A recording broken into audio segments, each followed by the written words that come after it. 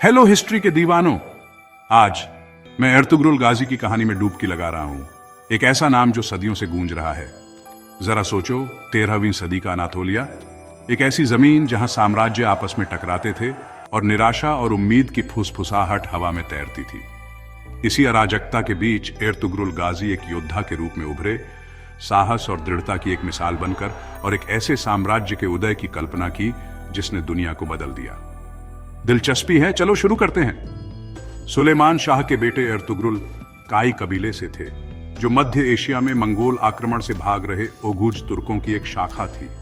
अटूट विश्वास और एकता से प्रेरित होकर उन्होंने अपने लोगों को बंजर पहाड़ों और खतरनाक घाटियों से गुजारा, एक ऐसी भूमि की तलाश में जहां वे इस्लाम के झंडे तले फल फूल सके। उनके दिल में दो मकसद थे, अपने कबीले को आक्रमणकारियों से बचाना और एक बिखरी हुई दुनिया में न्याय स्थापित करना। एक सर्द रात जब काई लोग बाइजेंटाइन सीमाओं के पास डेरा डाले हुए थे, एर्तुग्रुल को एक खतरनाक साजिश का पता चला। क्रूसेडर शूरवीर भ्रष्ट सेल्जुक कमांडरों के साथ मिलकर जरूरी सामान ले जा रहे एक सेल्जुक कारवां पर हमला करने की योजना बना रहे थे। सिर्फ 40 घुड़सवारों के साथ एर्तुग्रुल रात भर घोड़े पर सवार रहे। उनकी तलवार चांदनी में चमक रही थी। लड़ाई भयंकर थी, टकराते हुए लोहे, घोड़ों की हिनहिनाहट और गिरते हुए लोगों की चीखें। लेकिन एर्तुग्रुल की चतुराई ने पासा पलट दिया।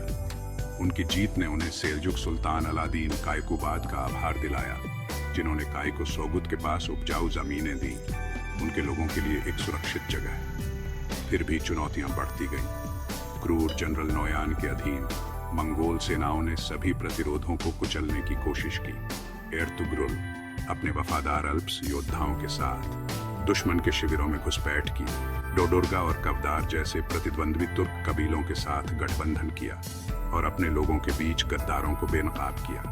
उनका सबसे बड़ा हथियार उनकी तलवार नहीं, बल्कि उनका अटूट विश्वास और ईमानदारी थी। यहां तक कि जब प्रतिद्वंद्वियों ने उनके सरदार दुंदर बे को झर देने की साजिश रची, तब भी एर्तुग्रुल की अपने कबीले के प्रति वफादारी कभी कम नहीं हुई। संघर्ष के बीच एर्तुग्रुल को हलीम सुल्तान में सुकून मिला, एक नेक और बहादुर महिला जिसकी बुद्धिमत्ता उसकी सुंदरता से मेल खाती थी। उनका प्यार कैद और युद्ध से परखा गया, एक कहानी बन गया। साथ में उन्होंने 3 बेटों की परवरिश की, गुंडुज, सवसी और सबसे छोटा उस्मान, जिसकी किस्मत उसके पिता से भी आगे निकल गई। एर्तुग्रुल का सबसे महत्वपूर्ण क्षण इनेगोल की घेराबंदी के साथ आया, जो एक बाइजेंटाइन किला था जो अनातोलिया पर छाया डाल रहा था। वर्षों से इसके अत्याचारी शासक आया निकोला ने मुसलमानों को आतंकित किया।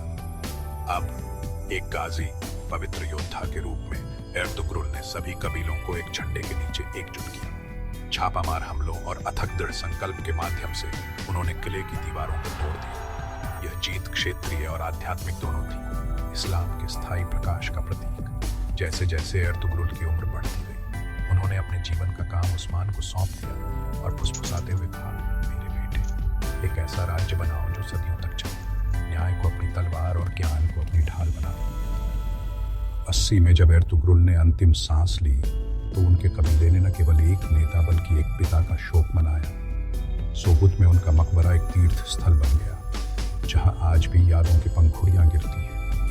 अपने पिता के आदर्शों से पोषित उस्मान प्रथम ने अनातोलियन धरती से एक नवजात राज्य बनाया। 1299 में उन्होंने ढहते हुए सेल्जुक से स्वतंत्रता की घोषणा की।